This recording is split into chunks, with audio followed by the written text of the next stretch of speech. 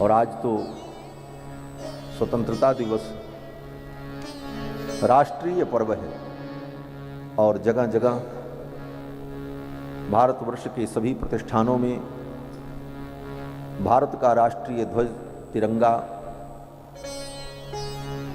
लहराया गया और लोगों ने राष्ट्र के प्रति अपनी श्रद्धा समर्पित की। राष्ट्र और राम का बड़ा अटूट संबंध है।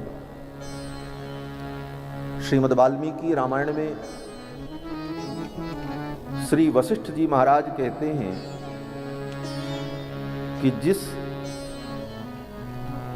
राष्ट्र के राजा राम हो और जो राष्ट्र राम के आदर्श पर चलता हो उसी राष्ट्र की राष्ट्र संज्ञा होती है।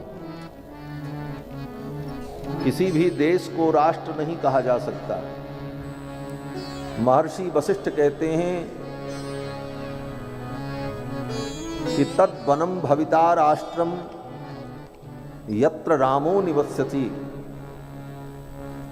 जहां राम जी निवास करते हैं और जहां राम का आदर्श,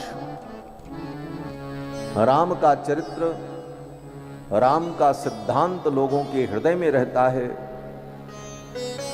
उसे राष्ट्र कहा जाता है।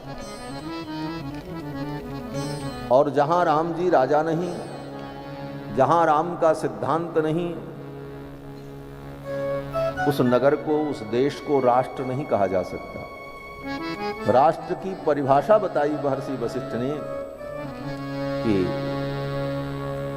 राम जी जहां रहेंगे और राम जी का सिद्धांत जहां होगा वही राष्ट्र होगा। तो भगवान श्री राम की पावन संस्कृति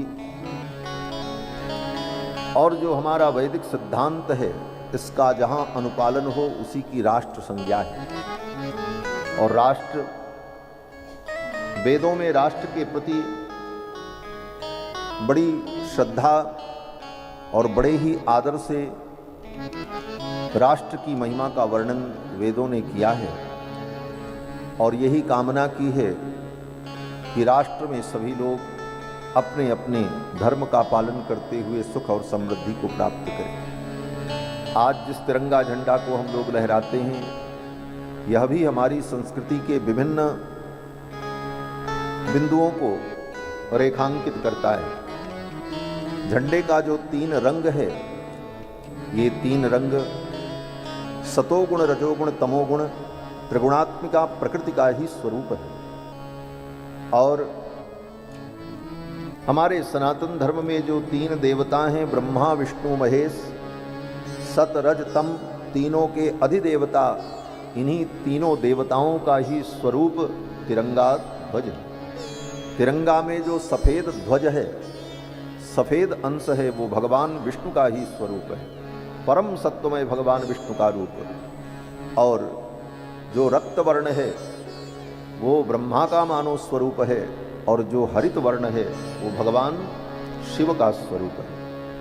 और तीनों रंग के बीच में जो चक्र है वह यह प्रदर्शित करता है कि ब्रह्मा, विष्णु, महेश इन त्रिदेवों के द्वारा यह संपूर्ण संसार चक्र का संचालन हो रहा है। और ये संपूर्ण संसार चक्र इन त्रिदेवों के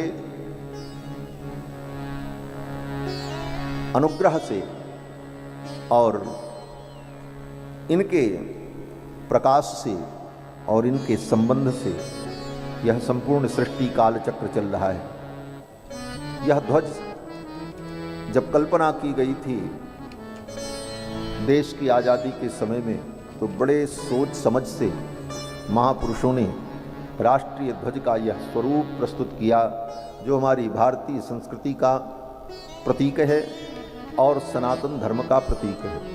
आज उस राष्ट्र के ध्वज के प्रति हम सभी लोग सादर समर्पित करते हैं और सभी लोगों को राष्ट्रीय पर्व स्वतंत्रता दिवस की ढेर सारी बधाई और मंगल कामना। आज